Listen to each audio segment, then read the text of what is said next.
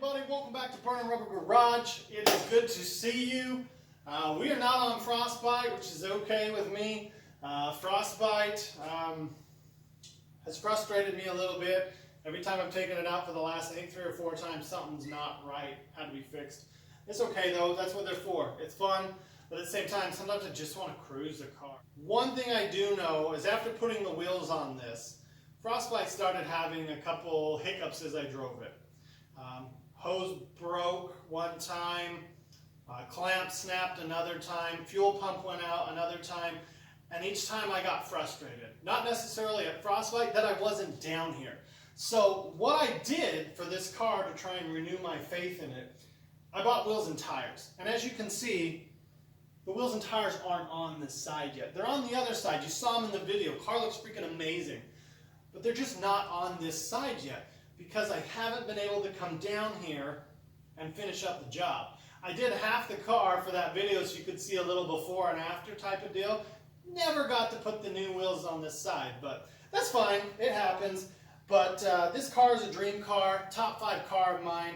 I'm not sure where it ranks. One episode I will go down and talk about it. I own 4 of my top 5 vehicles I want to own in my lifetime. I'd say I'm doing pretty good on checking those boxes.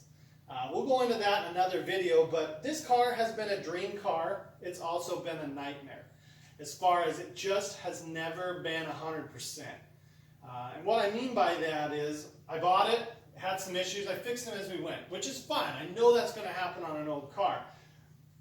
But we had a big run-in, and I'm not sure what's wrong with it now. It's been going on for the last 2.5 years. Sometimes it'll be fine, other times something's amiss. And it seems like more often than not lately, something's amiss with this car, which is really sad. I tried since I've been out here to find someone that will swap the motor. I just don't have the time. I got so many other things. I got some property I take care of, work, family, and then a couple other projects that are just, I fix the littler things because they don't take a lot of time. I also don't have my tools that I had when I was back in Utah. I had an engine hoist, loaned it out to a guy. He writes me back as I'm leaving because I tried to get it back, and it's like, oh, I didn't think you wanted it back. I was like, who just gives away an engine hoist? Seriously? But whatever. I figured by the time I bought the engine hoist, the stand, and all that good stuff, I could probably cover a lot of the labor to have someone swap this, but I have yet to find a shop that will do a motor swap. And I'm not looking to have a rebuild. If someone will pull this out and rebuild it, put it back in, I would be more than happy to have that. So if you know someone in the Chattanooga, North Alabama, North Georgia, Knoxville, heck, Kentucky, Carolinas, any of those places that will pull this motor, rebuild it, put it back in, or just drop in a crate engine, please put them down below. Hit me up on Instagram, same name, Burning Rubber Garage. I will call them up and go drop this car off. It would be amazing.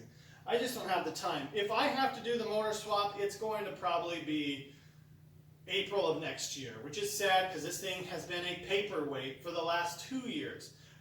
When I moved it around for that last video, I pushed it because I'm just worried that something's going to go wrong and I'm going to mess it up worse than it is.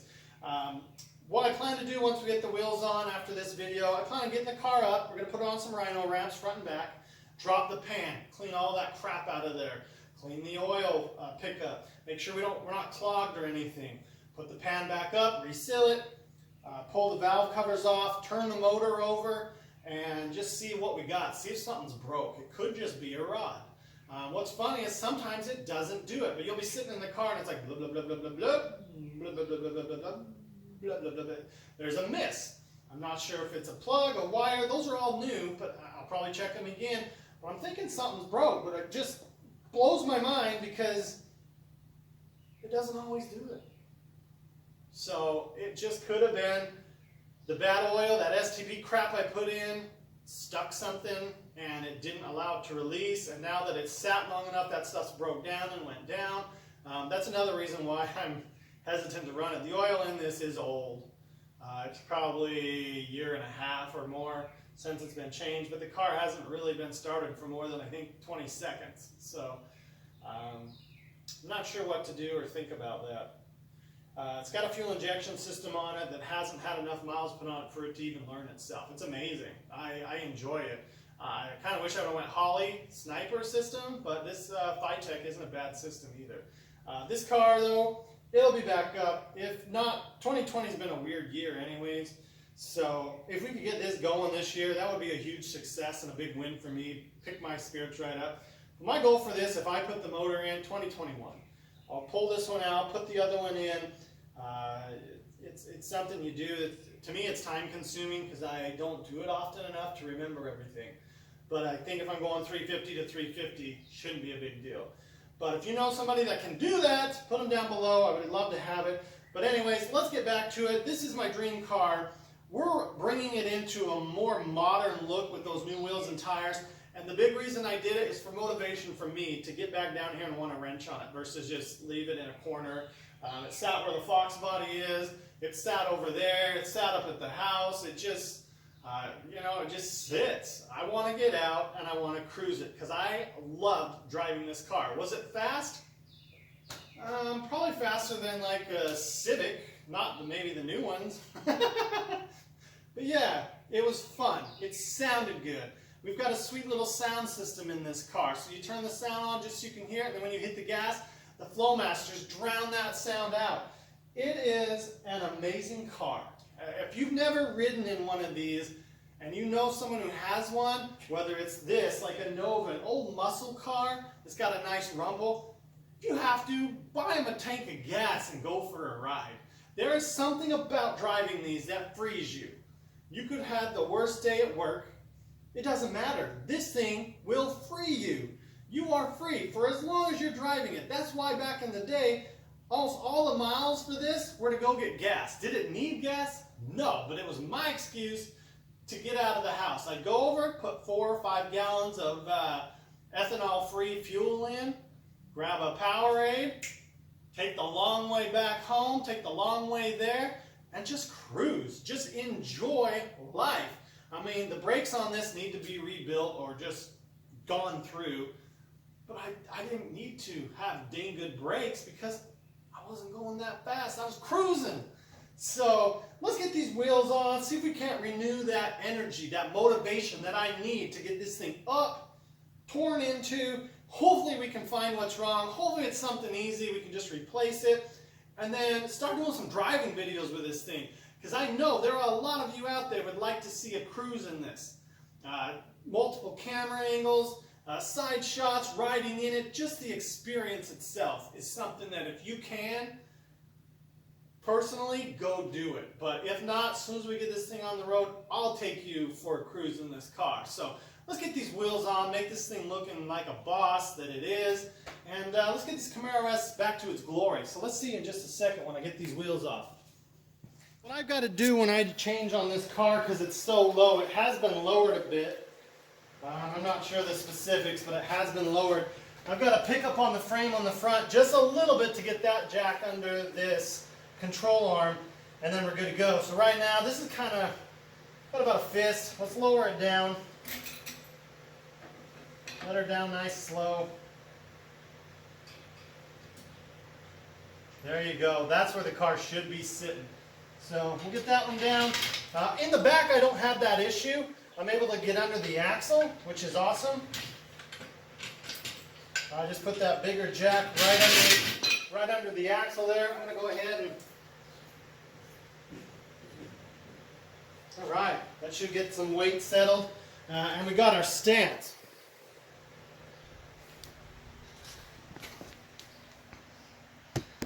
Look at that. She's sitting right on top of it. How beautiful is that? It's beautiful. What a perfect set of tires and wheels. I tell you what, I've got to tighten those. Right after that, let's get this loosened up. We are going to tackle that one right there. So we'll get that one knocked out here.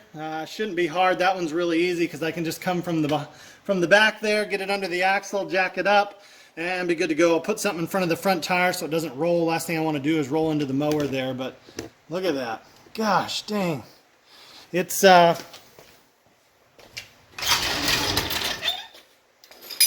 found one little spider here. We went from that, which doesn't look bad, you know, it's period correct, looks pretty decent. to that. I mean, how good does that look? I tell you what. So let's go ahead, get the back done. Chat with you guys in just a minute. All right, so the cool part on this car is, I guess the back tires are tall enough, or the axle sits tall enough, that I can just slide this guy under. Make sure it's all the way down though. What I like to do before I get the tire off the ground is, go ahead, get these all broke free, because otherwise you fight. Might not be as big of a deal back here, but it can be a big problem on, say, like a front tire. Some of these I freaking must have put on when I was in Superman mode. Another thing that's kind of funny is how well this plasti dip held up. I mean, I tell you what, that's really impressive.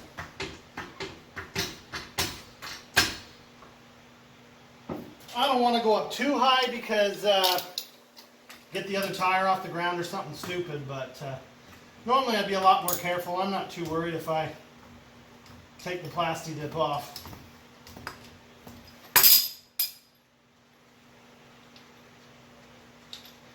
Let me go ahead and knock a couple of these out, and then we'll show you pulling it off. Not hard.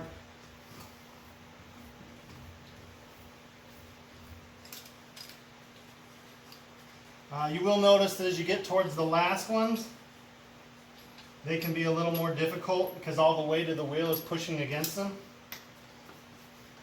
So just take a good look at this. You're going to freak when you see how good those new ones look. I mean, this is inside the fender. Like, I can get my hand straight up like that, and it fits inside, which is cool.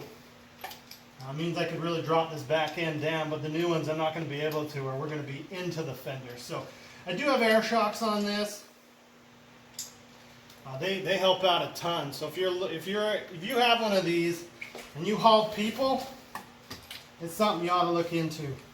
So I was used to the front, just going to spin it and keep them at the top where I could see it. But looks like we got a few cobwebs, spider webs in here. If I see any, I'll just smash them. Once we get this car running, they'll probably vacate and find a new home. So hopefully, can always hope. Spiders are everywhere, especially on stuff that's sitting. These are unique lug nuts. We'll save them because you never know. One day we may want to go retro and we'll go buy a set of tires for this. But that one's just hitting the tire, so I'm not worried about it. We haven't even hit the center cap on this last lug. There we go. Alright, so take this. If you need to, you can grab it by the outside at the bottom a little bit. Lift up, slide off, roll out.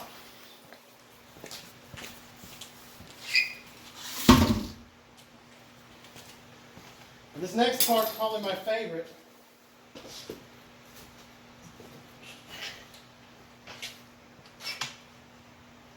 I'll let it touch the fender there. Look at those. They need to be cleaned up a bit. But they look good.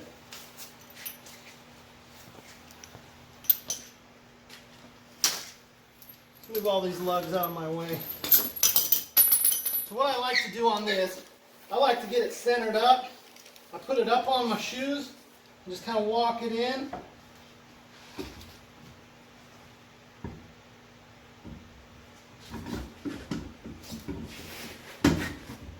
Put it back in. My feet are holding it in place.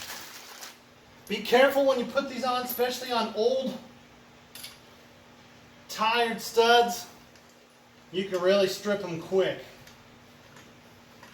So once I get the one in, I take my feet off it so it doesn't hold it. Get these lug nuts out. There we go. I did that one, so I'm going to come over to this one. You can see it kind of pull that wheel in, and I'm just putting it on by hand. Then from there I go back over to this side. I always go in a star pattern, back and forth, back and forth. Even on a 6 lug, 8 lug, I go back and forth. It just makes life easier. Gets the wheel on there, gets the wheel on there centered. I'll tell you what, I'm struggling to get these lug nuts out.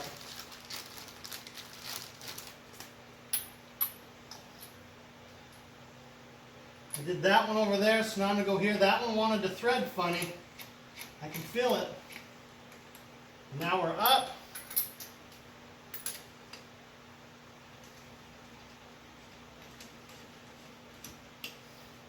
Up there.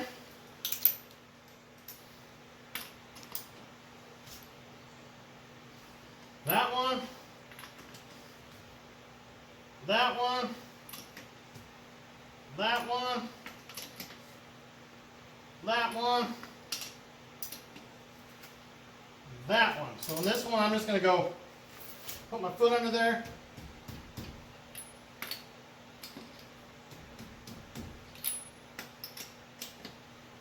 I'm worried about that one hitting.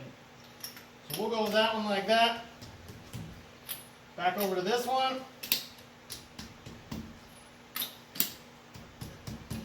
So now that she's tight, we'll come back here, put your jack down. You're going to have to go up to do that. Slowly lower to the ground. Get it all the way down. Pull it out. Put a little weight here on the bumper. There we go. We are in.